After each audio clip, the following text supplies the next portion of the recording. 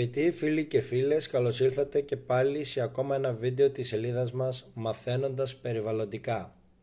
Σήμερα θα σας δείξουμε ένα παιχνίδι που έχουμε δημιουργήσει και το οποίο αφορά τα είδη των χαρτών.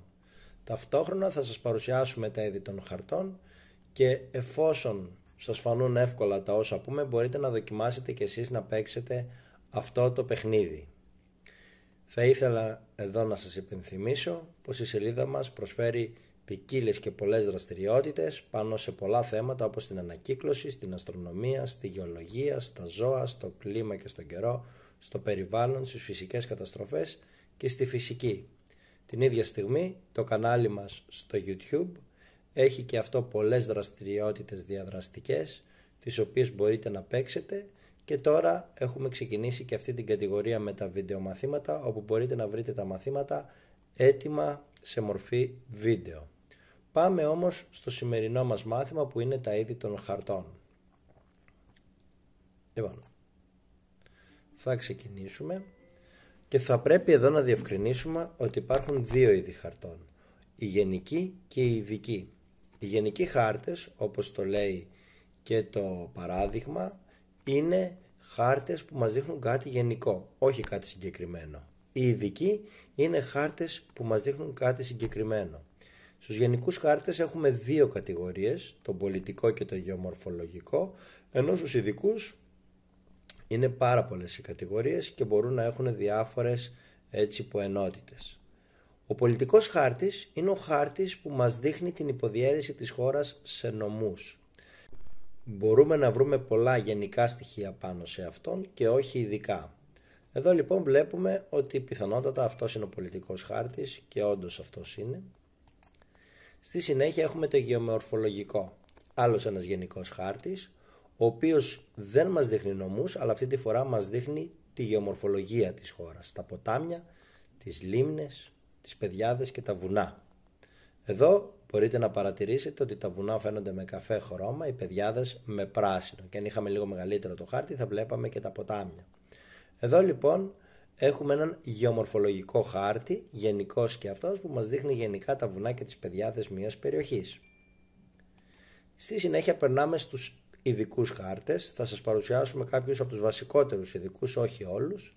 Βλέπετε τον αστικό χάρτη. Ο αστικός χάρτης είναι ένας χάρτης ο οποίος μας δείχνει τους δρόμους, τις διασταυρώσεις, τις οδούς και άλλα χρήσιμα πράγματα που υπάρχουν στην πόλη, στον αστικό ιστό. Γι' αυτό λέγεται και αστικός χάρτης, γιατί μας δείχνει τις διαδρομές μιας πόλης. Είναι ένας ειδικός χάρτης που τον χρησιμοποιούμε είτε στο GPS είτε όταν θέλουμε να ταξιδέψουμε από μέρος σε μέρος μέσα σε μια πόλη.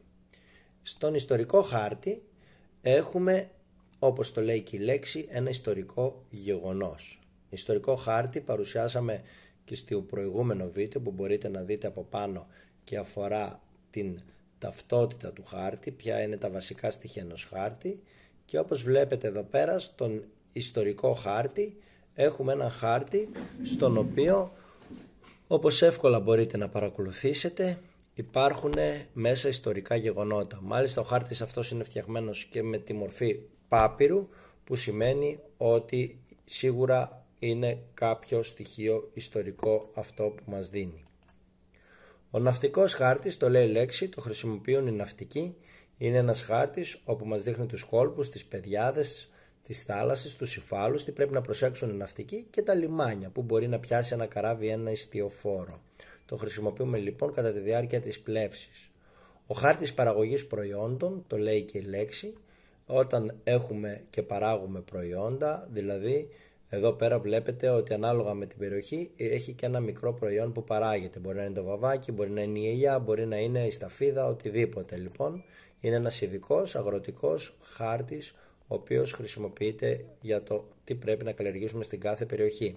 Ο μετεωρολογικός χάρτης, που μας δείχνει τις συνθήκες του καιρού σε ένα μέρος, και προσοχή να τονίσουμε εδώ ότι ο μετεωρολογικός χάρτης αφορά μία ημέρα, όχι μεγάλο χρονικό διάστημα. Εδώ λοιπόν έχουμε τη θερμοκρασία της επόμενης ημέρας ή της θάλασσας, στη στεριά βλέπουμε πόσο κόκκινη είναι η θερμοκρασία, ότι θέλουμε να δείξουμε ότι υπάρχουν εδώ πέρα θερμές μάζες, ενώ εδώ πέρα υπάρχουν πιο ψυχρές μάζες, βλέπουμε με μπλε και με πράσινο.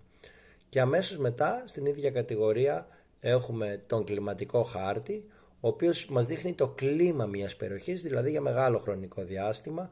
Μπορείτε να παρατηρήσετε εδώ πέρα κάτω ότι έχουμε ζέστη στο κέντρο της γης, ότι έχουμε στις πιο πάνω ζώνες της εύκρατες περισσότερο πράσινο, στους πόλους ότι έχουμε χιόνια και παγωνιά, και έτσι μπορούμε να καταλάβουμε το κλίμα της κάθε περιοχής.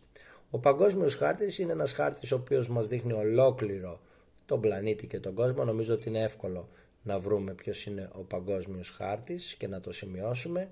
Εδώ να πατήσουμε το μετεωρολογικό χάρτη.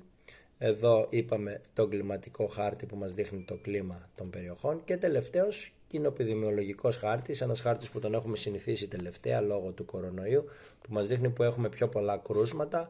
Βλέπετε, ας πούμε, έχουμε βάλει ένα παράδειγμα ότι με κόκκινο έχουμε τα περισσότερα κρούσματα και με πορτοκαλί λιγότερο, με πράσινο ελάχιστα κτλ. Είναι ένας χάρτης που μας δείχνει πώς πρέπει να πάρουμε μέτρα ώστε να αποφύγουμε τους ιούς ανάλογα με την περιοχή ή τις πανδημίες. Εδώ λοιπόν πρέπει να εξηγήσουμε και να πούμε ότι οι χάρτες είναι πολύ χρήσιμα εργαλεία, τα οποία πλέον έχουν γίνει και σε ψηφιακή μορφή, και πρέπει να τονίσουμε ότι καθημερινά χρησιμοποιούμε πολλούς χάρτες στη ζωή μας, γιατί μας διευκολύνουν. Αν σας άρεσε το βίντεο, μπορείτε να μας ακολουθήσετε και να μας κάνετε like, και από κάτω να γράψετε στα σχόλια προτάσεις για να φτιάξουμε νέα βίντεο, όπως και να παίξετε κι εσείς οι ίδιοι το παιχνίδι στο σύνδεσμο που σας βάζουμε από κάτω, και μπορείτε να πατώντας να πάτε στη σελίδα μας και να το παίξετε. Σας ευχαριστούμε πολύ. Καλή συνέχεια. Γεια σας.